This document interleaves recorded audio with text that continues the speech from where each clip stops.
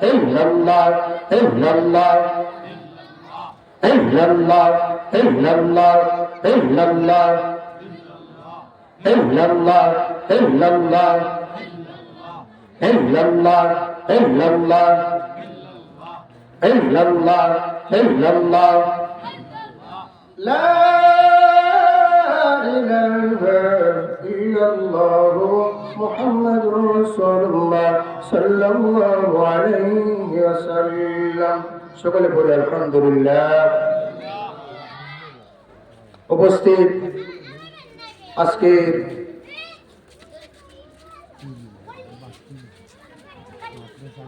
গোপাল গাউসিয়া নকশবন্দিয়া মুজাদ্দিদিয়া খানকা শরীফের উদ্যোগে আল্লামা সাহেবুল্লাহ রামপুর রহমতুল্লাহ আলাইহি, ভারত ও সিরাজপুর কাজীবাড়ি সাহেব রহমতুল্লাহ আলাইহি এবং গোপালী সাহেবদের নকশবন্দি মুজাদ্দিদ রহমতুল্লাহ আলাইহি গণের বার্ষিক ফাতিহা শরীফ উপলক্ষে আজকের এই সুন্নি মহাসম্মেলনে সভাপতি হযরত মাওলানা জালালউদ্দিন আল কদরি সাহেব, প্রিন্সিপাল মাদ্রাসা তৈরিয়া তাহিরিয়া হেলিমিয়া সুন্নিয়া দাখিল মাদ্রাসা মাইয়ারচর তালুকদার পাড়া সিলেট, এবং আরো রয়েছেন মৌলভী কারি বাহাউদ্দিন চৌধুরী সাহেব গোপাল। আজকের সুন্নি মহাসম্মেলনে আরো যিনি রয়েছেন মৌলভী মোহাম্মদ জালালউদ্দিন চৌধুরী সাহেব গোপাল। আজকের সুন্নি মহাসম্মেলনে যিনি প্রধান অতিথি হিসেবে শুভাগমন করবেন, বাতের আকীদা থেকে সুন্নি আকীদা গ্রহণকারী, আন্তর্জাতিক খ্যাতি সম্পন্ন, সারা বাংলার আলোড়ন সৃষ্টিকারী প্রিয় ভাই হযরত মাওলানা মুফতি মিসবাহুর রহমান আল কদরি সাহেব, ঢাকা, ইসলামী আলোচক, এটিএন বাংলা ও মাই টিভি, ঢাকা। আজকের এই সুন্নি মহাসম্মেলনে বিশেষ অতিথিবৃন্দ যিনারা রয়েছেন, পীরজাদা হযরত মাওলানা কাজী আব্দুল হালিম সাহেব, হযরত মাওলানা মৌলভী হাফেজ মুহিবুর রহমান সাহেব এবং ওনারা সহ বিশেষ করে যিনারা প্রধান অতিথি, বিশেষ অতিথি এবং ওয়াইজিনে কেরাম রয়েছে, হযরত মাওলানা মুফতি কাজী আব্দুল হাকিম সাহেব, হযরত মাওলানা হাবিবুর রহমান সাহেব, প্রধান বক্তা হিসেবে যিনি রয়েছেন হযরত মাওলানা আল আমিন হোসেন জিহাদি সাহেব সাতক্ষীরা থেকে, এবং আজকের এই সুন্নি মহাসম্মেলনে প্রধান আকর্ষণ হিসেবে যিনি রয়েছেন বিশিষ্ট ইসলামী চিন্তাবিদ, মিষ্টভাষী, উদীয়মান তরুণ বক্তা হযরত মাওলানা হাফেজ মাসুম বিল্লাহ মানসুরি সাহেব খুলনা, দিগার উলামায়ে কেরাম সকলে ইনশাআল্লাহ ধীরে ধীরে ক্রমান্বয়ে মাহফিলে এসে উপস্থিত হবেন এবং আপনাদেরকে দ্বীনি আলোচনা, কোরআনের আলোচনা, হাদিসের আলোচনা শোনাবেন। আজকের সুন্নি মহাসম্মেলন আজকে আমরা পেয়ে খুশি না বেজার? কারা কারা খুশি একটু হাত তুলে নারে তাকবীর, নারে রিসালাত, নারে গাউসিয়া। তো আজকের সুন্নি মহাসম্মেলন পেয়ে আমরা খুশি, ঠিক না? খুশি। আজকের সুন্নি মহাসম্মেলনে আসতে পেরে আমরা কি খুশি না বেজার? আজকের সুন্নি মহাসম্মেলন পেয়ে আমরা খুশি। এই জন্য শুকরিয়া আদায় করতে হবে কার? আল্লাহ। শুকরিয়া আদায় করতে হবে কার? আল্লাহ। আলহামদুলিল্লাহ আলা কুল্লি হাল, সর্বাবস্থায় শুকরিয়া আদায় করতে হবে কার? আল্লাহ। কেননা আল্লাহ পাক রব্বুল আলামিন আমাকে আপনাকে পছন্দ করেছেন বিদায় আজকের মাহফিলে আসার মতো, বসার মতো তৌফিক দান করেছেন। যদি আল্লাহ পাক রব্বুল আলামিন আমাকে আপনাকে পছন্দ না করতেন, আমাদের ওই মাহফিলে আসার মতো, বসার মতো তৌফিক দান করতেন না। আজকের সুন্নি মহাসম্মেলনে আমরা এসেছি, আমরা ভাগ্যবান। আমরা দেখতে ভাই আমাদের মতোই হাজার হাজার মুসলমান, হাজার হাজার আল্লাহ প্রেমিক, আল্লাহ প্রেমিকরা, আল্লাহ পাক রব্বুল আলামিনের বান্দারা এখন বর্তমানে হসপিটালের বেডে শুয়ে আছে, ঠিক কিনা? হসপিটালের বেডে শুয়ে আছে। তাদের দিকে আল্লাহ পাক রব্বুল আলামিন আমাকে আপনাকে হাজার গুণে বেশি কোটি কোটি গুণে বেশি আমাদেরকে নিয়ামত দান করেছেন, আমাদেরকে সুস্থ রেখেছেন। আল্লাহ পাক রব্বুল আলামিনের এক ওলি ফরমান, পৃথিবীতে ওই ব্যক্তি সবচাইতে বেশি নিয়ামত প্রাপ্ত যেই ব্যক্তিকে আল্লাহ পাক রব্বুল আলামিন প্রতিদিন সুস্থতা দিয়েছেন। বলেন না সুবহানাল্লাহ। কেননা আপনার যদি হাজার হাজার কোটি টাকা থাকে, আপনার যদি লক্ষ লক্ষ কোটি টাকা থাকে, আপনার শরীরে যদি আপনার শারীরিক সুস্থতা না থাকে, তাহলে ওই হাজার হাজার কোটি টাকার কি কোনো মূল্য আছে বাবা? আওয়াজ দিয়ে বলেন আছে? 1 টাকারও মূল্য নাই, 1 টাকারও মূল্য নাই। কারণ আপনি কষ্ট করে গড়েছেন টাকা, ওই টাকা আপনি ভোগ করতে পারতেছেন না, আপনি ভোগ করতে পারতেছেন না। এর চাইতে লজ্জার বিষয় আর কি কোনো কিছু হতে পারে? আমি নিজে কষ্ট করেছি, 2 টাকা ইনকাম করেছি, 1 টাকা রেখে দিয়েছি, এইভাবে পাই পাই পাই করে উপর দিকে নিয়েছি এবং অট্টালিকা বানিয়েছি। ওই অট্টালিকায় আমি তাকে হসপিটালে, আর আমার আত্মীয় স্বজনরা তাকে অট্টালিকা। আমি ভোগ করতে পারতেছি না। এই জন্য আল্লাহ পাক রব্বুল আলামিন আমাকে আপনাকে সুস্থ রেখেছেন, শুকরিয়া আদায় করার দরকার আছে না নাই? আছে। শুকরিয়া কিভাবে আদায় করতে হবে? আল্লাহ পাক রব্বুল আলামিন কোরআনে বলেন, আল্লাহ পাক রব্বুল আলামিন কোরআনে বলেন, লা ইন শাকারতুম লাযিদান্নাকুম ওয়া লা ইন কাফারতুম ইন্না আযাবি লাশাদীদ।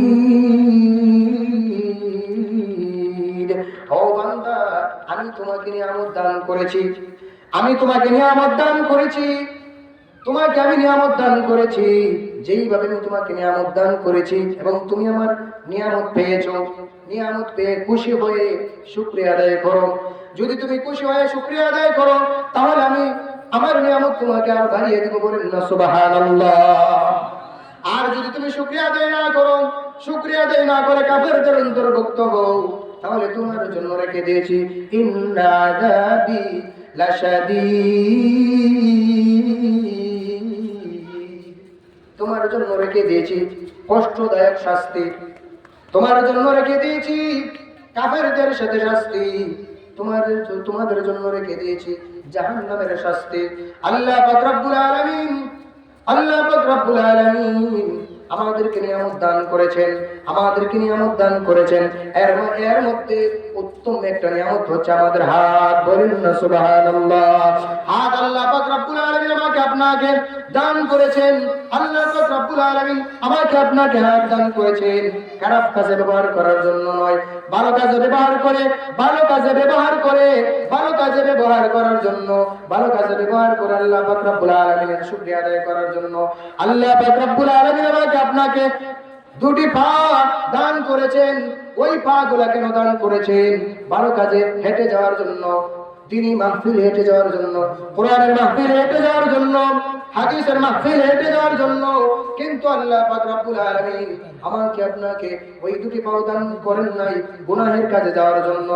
আল্লাহ পাক রব্বুল আলামিন ডাক দিয়ে বলে, বান্দা, আমি তোমাকে ছেড়ে দিয়েছি গুরির নে, আমি তোমাকে ছেড়ে দিয়েছি গুরির নে। যদি তুমি ওই কথাটা বুঝো, ওইখান থেকে শিক্ষা নাও, দুনিয়াতে তোমার কর্মজীবন সুন্দরভাবে পরিচালনা করবে, আমার হাবিবের দেখানো পথ অনুযায়ী পরিচালনা করবে। আমার হাবিব যেগুলো নিষেধ করেছে, আমার যেগুলো নিষেধ রয়েছে, আমার হাবিব তোমাদেরকে যে নির্দেশনা দিয়েছে, ওই নির্দেশনা অনুযায়ী যদি তোমরা চলো, দুনিয়াতে ওইভাবে যদি থাকতে পারো, দুনিয়াতে যদি ওইভাবে চলতে পারো, তাহলে তোমার জন্য রয়েছে আমার প্রস্তুত করা জান্নাত। বলেন না সুবহানাল্লাহ। আল্লাহ পাক রব্বুল আলামিন আমাকে আপনাকে ডাক দিয়ে বলতেছে, ও আমার বান্দারা, তোমরা ভালো কাজ করো, দুনিয়াতে তোমরা আমাকে ভয় করো, দুনিয়াতে তোমরা আমাকে ভয় করো। যদি দুনিয়াতে তোমরা আমাকে ভয় করো, জেনে রেখো তোমরা যাহা স্বপ্নেও কল্পনা করতে পারবে না, ওইগুলো আমি রেখে দিয়েছি তোমাদের জন্য। বলেন না সুবহানাল্লাহ। আল্লাহ পাক রব্বুল আলামিন হাসরের ময়দানে আল্লাহ পাক রব্বুল আলামিন যখন আহার নাম নিয়ে উঠবেন, কাহার নাম নিয়ে বান্দাদের সামনে আসবেন এবং বলবেন, কোথায় নমরুদ, কোথায় ফেরাউন, কোথায় নমরুদ, কোথায় ফেরাউন, তোমরা এখন আসো। আজকের দিন একমাত্র শুধু আল্লাহ পাক রব্বুল আলামিনের, আজকের দিন শুধু একমাত্র আল্লাহর। তোমরা কোথায় আছো, তোমরা কোথায় আছো, এখন আমার সামনে আসো, তোমাদের বাহাদুরি দেখাও, তোমাদের ক্ষমতা দেখাও। কিন্তু কোন বান্দার সাহস হবে না, কোন বান্দার সাহস হবে না, কোন বান্দার সাহস হবে না আল্লাহ পাক রব্বুল আলামিনের সামনে মাথা তোলার। ওই সিচুয়েশনে ওই সময় আমার আপনার বান্ধব হয়ে, আমার আপনার বান্ধব হয়ে সিজদায় পড়ে যাবেন আমাদের প্রিয় নবী মুহাম্মদুর রাসূলুল্লাহ সাল্লাল্লাহু আলাইহি ওয়াসাল্লাম সিজদায় রয়ে যাবেন, সিজদাতে পড়ে যাবেন। আমার আপনার নবী যখন সিজদাতে পড়ে যাবেন, সিজদাতে পড়ে যাওয়ার সঙ্গে সঙ্গে, সিজদাতে পড়ে যাওয়ার সঙ্গে সঙ্গে আল্লাহ পাক রব্বুল আলামিনের রাগ কমে যাবে।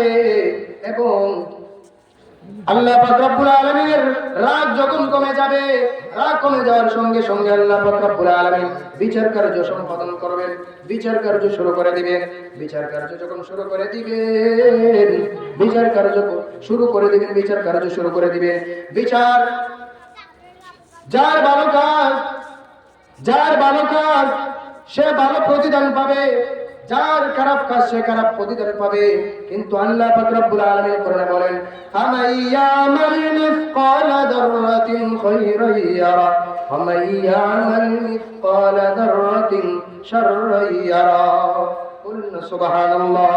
আল্লাহ পাক রব্বুল আলামিন ডাক দিয়ে বলেন, ও আমার বান্দারা, ও আমার বান্দারা, তোমরা জেনে রাখো, দুনিয়াতে যদি তোমরা অনুপরিমাণ ভালো কাজ করো, অনুপরিমাণ ভালো কাজ করো, সরিষা দানা অনুযায়ী, সরিষা দানা পরিমাণ ভালো কাজ করো, তাও তোমরা হাসরের ময়দানে দেখতে পাবে।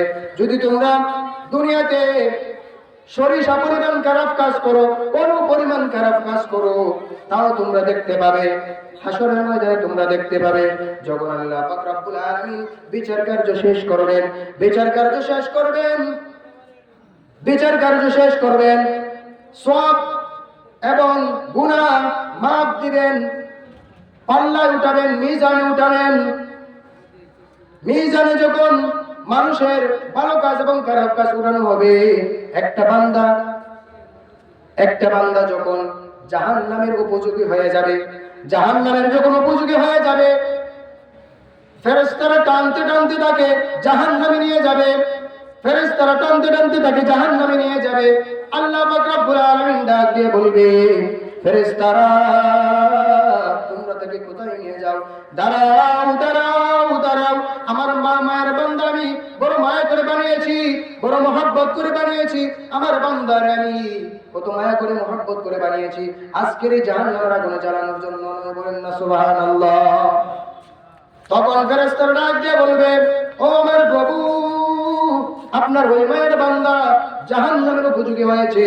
আল্লাহ পাক রব্বুল আলামিন ডাক দিয়ে বলবে, আল্লাহ পাক রব্বুল আলামিন ডাক দিয়ে বলবে, ও আমার ফেরেশতারা তোমরা যাও, দুনিয়ার জমিনে যাও, দুনিয়ার জমিনে যাও, গিয়ে দেখো তার এমন কোন কাজ আছে কিনা যেই কাজের দ্বারা ওসিলা করে তাকে জান্নাত দান করে দেওয়া যায়। বলেন না সুবহানাল্লাহ।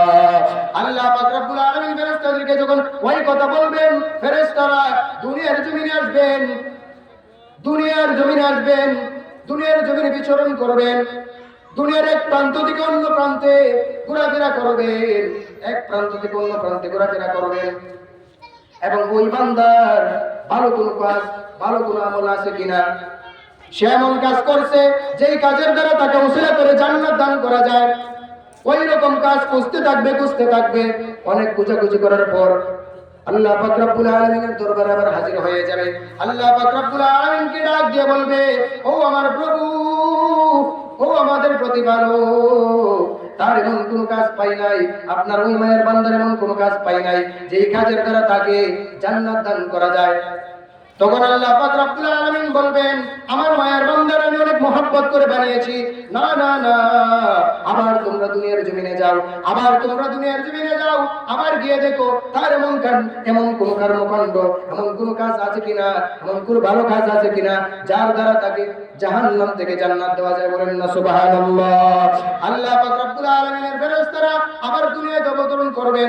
দুনিয়াতে অবতরণ করার পরে খুঁজতে থাকবে, খুঁজতে থাকবে, খুঁজতে থাকবে, দুনিয়ার এক প্রান্ত থেকে অন্য প্রান্তে যাবে, কোনো ভালো কাজ পাবে না, কোনো ভালো কাজ পাবে না, কোনো ভালো কাজ পাবে না।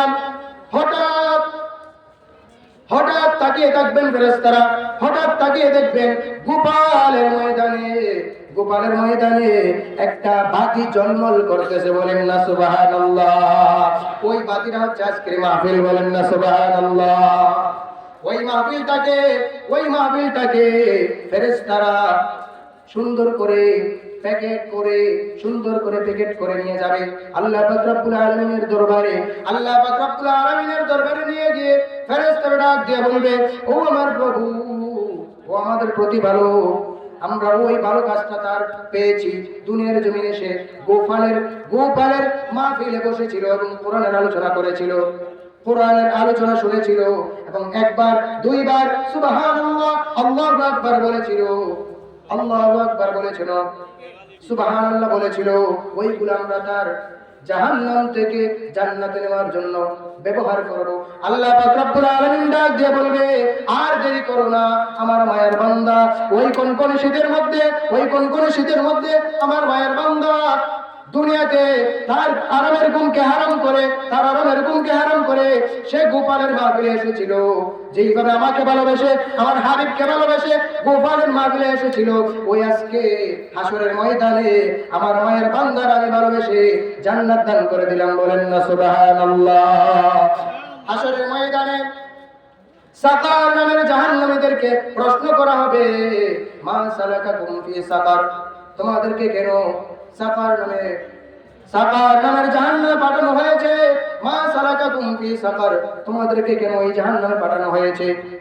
সাকার নামের জাহান্নামের উত্তর দিবে, ক্বালু লাম নাকু মিনাল মুসাল্লিন, দুনিয়াতে আমরা মুসল্লি ছিলাম না, দুনিয়াতে আমরা নামাজ পড়তাম না, আমরা দুনিয়াতে নামাজের কাছেও যাইতাম না, আমরা দুনিয়াতে মসজিদের কাছেও যাইতাম না। এই জন্য ভাইজান বলেন, নামাজ পড়ার দরকার আছে না নাই? নামাজ পড়ার দরকার আছে। কেননা নামাজের মাধ্যমে আল্লাহ পাক রব্বুল আলামিন আমাকে আপনাকে সব ধরনের বিপদ আপদ, সব ধরনের কুকাজ থেকে, সব ধরনের খারাপ কাজ থেকে হেফাজত করে। বলেন না সুবহানাল্লাহ। আল্লাহ পাক রব্বুল আলামিন ডাক দিয়ে বলেন, উতলু মা উহিয়া ইলাইকা মিনাল কিতাবি ওয়া আকিমিস সালাত ইন্নাস সালাতা তানহা আনিল ফাহশাই ওয়াল মুনকার, নিশ্চয়ই আপনার, হে আমার হাবিব, নিশ্চয়ই আপনি সালাত কায়েম করুন এবং আপনার প্রতি যে কিতাব নাজিল করা হয়েছে ওই কিতাব তেলাওয়াত করুন। যদি আপনি সালাত কায়েম করুন, ওই কিতাব তেলাওয়াত করুন, আপনি জেনে রাখবেন নিশ্চয়ই আপনাকে নামাজি সব ধরনের খারাপ কাজ থেকে, সব ধরনের ব্যবসা কাজ থেকে, সব ধরনের বিপদ আপদ থেকে বাঁচিয়ে রাখবে। বলেন না সুবহানাল্লাহ। আমাদেরকে নামাজ কিভাবে খারাপ কাজ থেকে বাঁচিয়ে রাখে, কিভাবে আমাদেরকে ভালো কাজের দিকে নিয়ে যায়।